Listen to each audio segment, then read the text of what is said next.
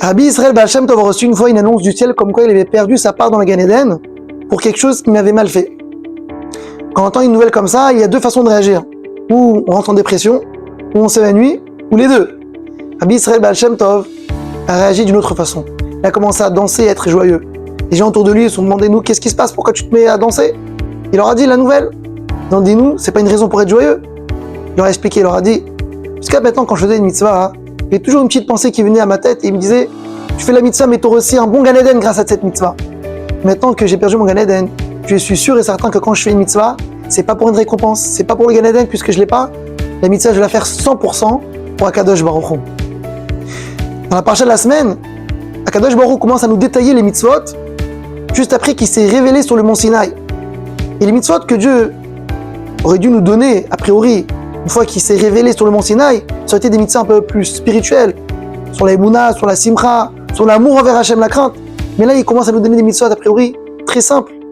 Question de voleurs, question de remboursement d'argent, d'endommagement, des choses qu'on n'attendait pas. En fait, Akadosh Baruch Hu nous apprend quelque chose de très important. Certes, il y a des mitzvot qui sont plus logiques que d'autres, qui sont plus simples. Mais quand on fait les mitzvot, on doit les faire uniquement parce que Hachem nous a demandé, pas parce qu'ils sont logiques. Parce que si tu as basé l'accomplissement des mitzvot sur ta logique, donc aujourd'hui ça sera intéressant pour toi, demain ça sera pas intéressant, tu vas arrêter de les faire. Et quand tu fais les mitzvot, puisque c'est Hachem qui t'a demandé de les faire, donc on le fera tout le temps, à tout moment, et à n'importe quelle situation. Mais si on fait les mitzvot parce qu'Hachem nous a demandé, donc là une autre question qui se pose. Pourquoi tellement de détails? Qu'est-ce que ça change à Hachem si les tefilin ils sont ronds ou ils sont carrés? S'ils sont noirs ou ils sont rouges? Si Shabbat c'est à telle heure ou à telle heure? Si j'attends 5 heures ou 6 heures entre le lait et la viande, entre la viande et le lait? Qu'est-ce que ça change tous ces détails pour lui qui est tout puissant?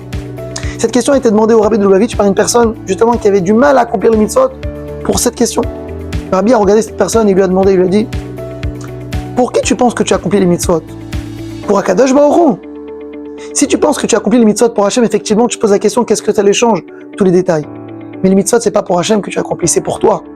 Les mitzvot sont des chemins, sont des cordes, comment l'homme pourrait se rapprocher et attacher à Kadosh Baruch Hu.